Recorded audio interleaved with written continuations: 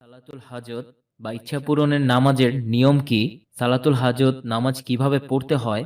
আপনারা অনেকেই সালাতুল হাজত নামাজের নাম শুনেছেন, কিন্তু জানেন না কিভাবে পড়তে হয়।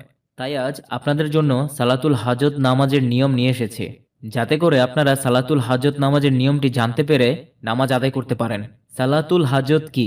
সালাত অর্থ নামাজ, তা আমরা সবাই জানি, কিন্তু হাজত অর্থ কি?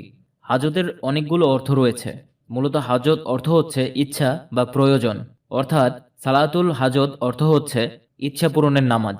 কোনো হালাল চাহিদা পূরণের জন্য আল্লাহর সন্তুষ্টির উদ্দেশ্যে 2 রাকাত নফল নামাজ আদায় করাকে সালাতুল হাজত বলা হয়।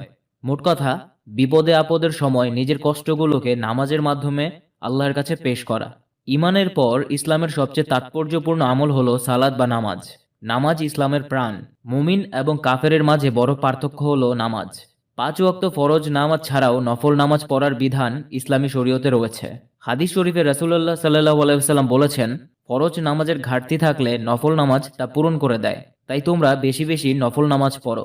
ফরজ নামাজের রাকাত সংখ্যা এবং সময় নির্দিষ্ট, কিন্তু নফল নামাজের নির্দিষ্ট কোনো রাকাত সংখ্যা নেই এবং সময়ও নেই। সালাতুল হাজত কেন পড়া হয়? আমাদেরকে সকল প্রকার বিপদ আপদ, রোগবালা মুসিবতের হাত থেকে রক্ষা করার মালিক হচ্ছেন একমাত্র আল্লাহ তাআলা। বিপদে পড়লে বা কোনো কিছুর প্রয়োজন হলে বা ইচ্ছা পোষণ করতে চাইলে একমাত্র আল্লাহ তাআলার আশ্রয় নেওয়া উচিত। আল্লাহ তাআলার আশ্রয় চাওয়ার একটি মাধ্যম হচ্ছে নামাজ। সালাতুল হাজত নামাজ কেন পড়া হয়? এর একটি মাত্র উত্তর হচ্ছে আল্লাহর কাছে ইচ্ছা বা প্রয়োজনের কথা জানিয়ে দোয়া করা। আল্লাহ তাআলা পবিত্র কোরআনে বান্দাকে নামাজের মাধ্যমে সাহায্য কামনার নির্দেশ দিয়েছেন।